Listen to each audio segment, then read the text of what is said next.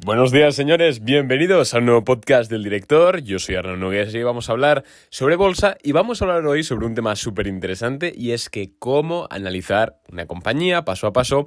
Voy a decirlo a grandes rasgos, en conceptos básicos, obviamente, porque si no esto sería un podcast de 3 horas y media y obviamente tendría que cobrar por él. No, aquí vamos a hablar sobre cómo analizar una compañía fundamentalmente, atendiendo a sus datos fundamentales. Voy a daros 5 pasos que hay que seguir, 5 cosas que hay que mirar. Pues por encima, como insisto, luego el análisis debe ser mucho más intensivo y así pues de paso me casco durante estas semanas una especie de serie de podcast en el cual vamos a ir hablando y detallando y ampliando más información sobre cada ámbito de estos análisis de empresa. Antes de empezar con el episodio, pequeño disclaimer, así es como yo analizo las empresas a nivel fundamental. Tengo que decir que aunque una empresa a nivel fundamental de salud financiera o lo que sea muy bueno, si el producto o servicio no te convence a ti, confía antes en tu instinto que en los números, porque los números se pueden falsear, pero tu instinto no tanto. Así que es muy interesante esto. Y nada, sígueme en Instagram, @arnaud_nogues. Y vamos a empezar ya con el episodio. Hay 5 cosas que tienes que mirar, 5 pasos y yo creo que lo más inteligente es hacerlo en orden. Tengo aquí la chuleta, primer podcast en mi vida que hago con chuleta, con una especie de guión, porque así no me dejo nada. Ya sabéis que este tema es más complicado que hablar de cualquier otra cosa que he hablado. Así que es el primer podcast con guión. No os acostumbréis a que sea tan fluido, señores. Yo me suelo trabar bastante, pero bueno, vamos a hablar sobre ello. Lo primero que hay que mirar en una empresa, voy a empezar rápido, voy a ir a saco, porque si no ya sabéis que vamos a estar media hora y tampoco es plan. Vamos a mirar los crecimientos. ¿Qué son los crecimientos? Los crecimientos son la tasa. Claro, es que definir crecimiento sin emplear otra vez de nuevo la palabra crecimiento es un poco difícil, pero es básicamente el aumento o la disminución de tanto ventas como de ingresos, como de flujo de caja, etc. Tenemos que hacernos las siguientes preguntas. ¿Ha crecido rápido la compañía? ¿Cuáles son las fuentes de su crecimiento? Y si es sostenible ese crecimiento en el tiempo. Ojo, ¿ha crecido la compañía? Esto se responde mirando a los crecimientos en ventas, que son públicos, los crecimientos en EPS, aunque tampoco me gusta mucho, o sea, no es que me guste, es que lo veo un poco inútil, los crecimientos en EPS, y también los crecimientos de cash flow. Ya hablamos. Bueno, si no he hecho un episodio lo haré próximamente hablando del cash flow, que es muy interesante, pero bueno, básicamente son datos públicos, son datos sencillos y hay que mirar si están creciendo. No queremos estar en una empresa que no pare de crecer, queremos entrar en empresas que crezcan mucho como las growth o crezcan poco a nivel sostenido. Hay que estar en empresas que crezcan. Y ojo, hay que ver luego las fuentes de su crecimiento. Hay 2 tipos de crecimientos. Crecimientos de alta calidad y crecimientos de baja calidad. Los crecimientos en ingresos, vamos a decir, de alta calidad son aquellos provocados por unos incrementos en las ventas. Es decir, si una empresa gana más porque vende más productos. Punto. Eso es un crecimiento de calidad. También los crecimientos de calidad son, pues, también cuando la empresa crea nuevas líneas de producto y las vende más. Eso, en definitiva, son crecimientos de calidad, crecimientos orgánicos. Los crecimientos de baja calidad son aquellos crecimientos causados por, o bien, reducciones de costes. Ya sabéis, pongamos que hay una empresa ya muy, muy grande, por ejemplo, Zara, que claro, vender más productos es difícil porque ya tiene casi todo el mercado cumplido, por ejemplo. Entonces, la única forma que tiene, o una de las pocas formas que tiene de crecer sus ingresos es disminuir costes. Pues la disminución de costes, al menos yo considero que es un crecimiento de baja calidad. Y luego también otro crecimiento de baja calidad son los crecimientos en ingresos causados por reducciones fiscales o ventajas fiscales, etc. Es decir, que yo qué sé, por ejemplo, una empresa de vehículos eléctricos, el gobierno para incentivar dice, oye, en vez de pagarme tú un 25% de impuestos de sociedades, me vas a pagar un 15% porque es renovable y tal. Eso, si bien evidentemente va a hacer crecer los ingresos de la compañía, los ingresos netos, no es un crecimiento de calidad, principalmente porque en cualquier momento al político se le puede cruzar los cables y decirte, oye, pues lo que antes era un 13%, ahora vuelve a ser un 25%. Y ahí te fastidia tu idea de inversión. Entonces, eso, crecimientos de calidad, aumentos de ventas, crecimientos orgánicos y crecimientos de baja calidad, reducciones en costes y temas fiscales. Vamos a hablar ahora, una vez ya nosotros hayamos visto que la empresa realmente está creciendo, ya sea a tasa muy rápida o a tasa lenta, a partir de un 12% anual suele ser una buena tasa de crecimiento para invertir en una empresa grande. Obviamente, si estás invirtiendo en empresas growth, pues incluso la tasa de crecimiento puede ser a triple dígito. Pero bueno, normalmente cuando estamos invirtiendo en empresas a nivel value, sobre todo empresas que pues quizás ya tenían una trayectoria y de repente se han visto corregidas por lo que sea, pues unos crecimientos superiores al 12% anual están muy bien. Una vez hayamos mirado los crecimientos, vamos a mirar otro apartado de las empresas súper importante, y quizás el más importante junto a las ventajas competitivas, que es la rentabilidad. Una empresa no es más que una máquina en la cual coge dinero de sus accionistas o de quien sea y lo convierte en más dinero. Punto. A través de lo que sea. De fabricar camisas, de hacer muebles, de lo que sea. Pero esa empresa lo que hace es coger X dinero y lo transforma en más dinero. Ese es el objetivo de una empresa. Entonces hay que mirar la rentabilidad. ¿Qué tipo de retorno genera la compañía sobre el capital que invierte? A ver, no voy a entrar a hablar sobre los temas de rentabilidad. Ya sabéis que son los ROI, el ROE, el ROA, el ROI-C, un montón de calcular rentabilidad. Pero bueno, básicamente yo os voy a recomendar que miréis el ROE, que básicamente es el Return of Equity, que es básicamente el retorno el retorno sobre el capital. El ROA es el Return Over Asset, el retorno sobre el activo. Básicamente el ROE es la rentabilidad financiera y el ROA es la rentabilidad económica. Básicamente lo que miden es la capacidad que tiene la empresa de generar beneficio como es un porcentaje, sobre ese porcentaje. Si por ejemplo tiene un ROE del, 10% para que nos entendamos.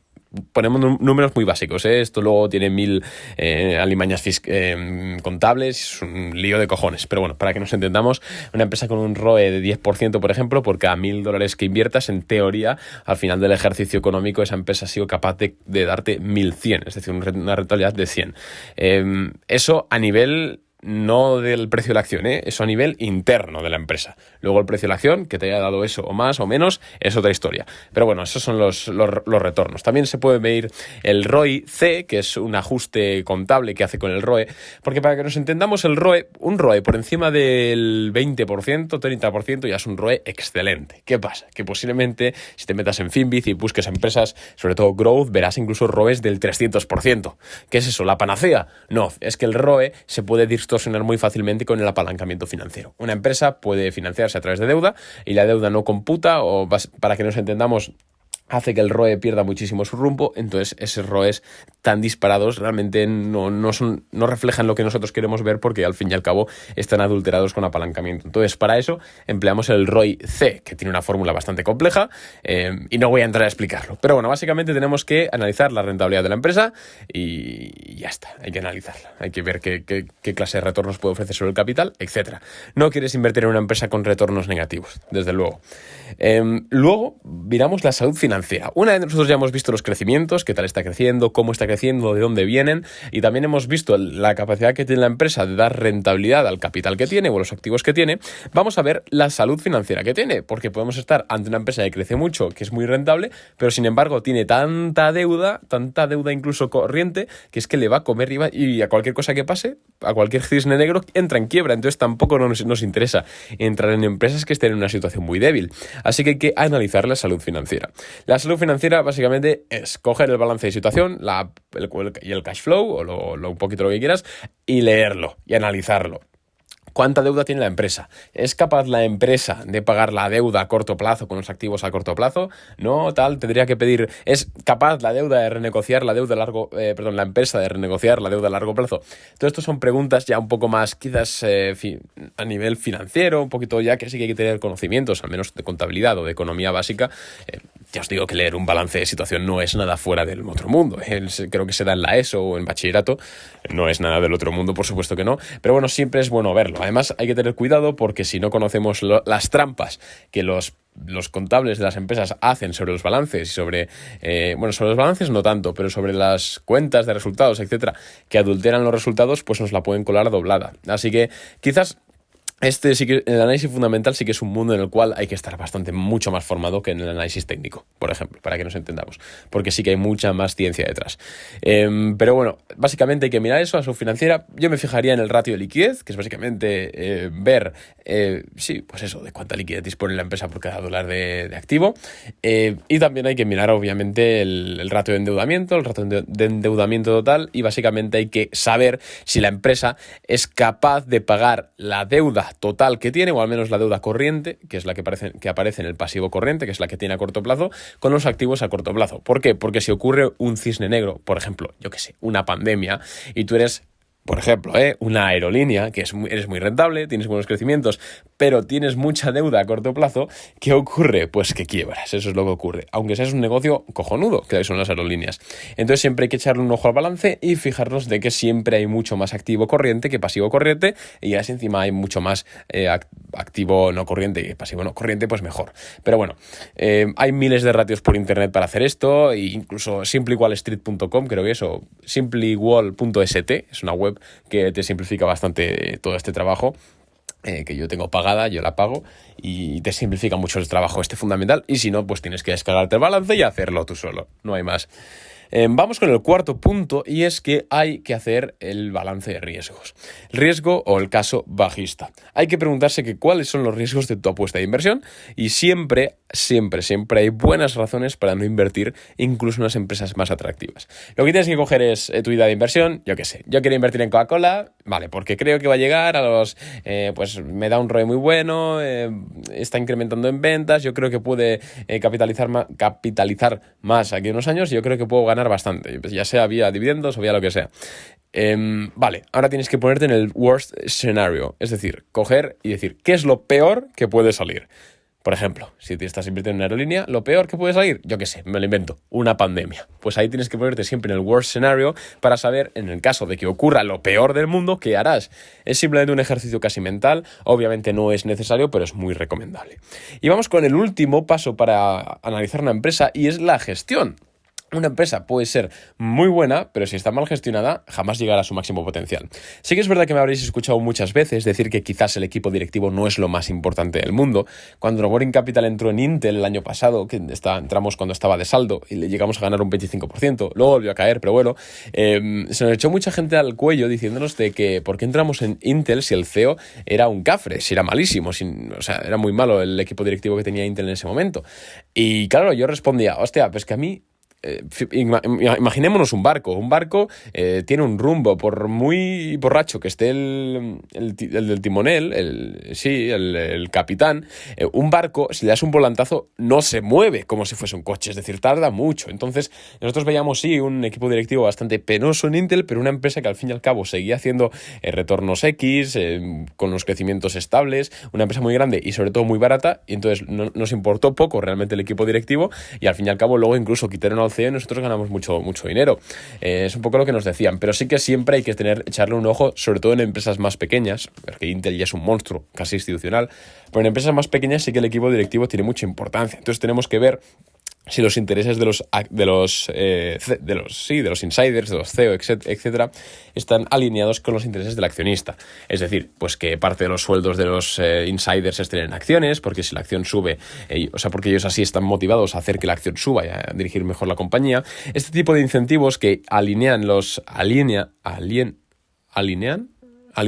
es que si no es... No, lo otro es el término marxista. Alinean el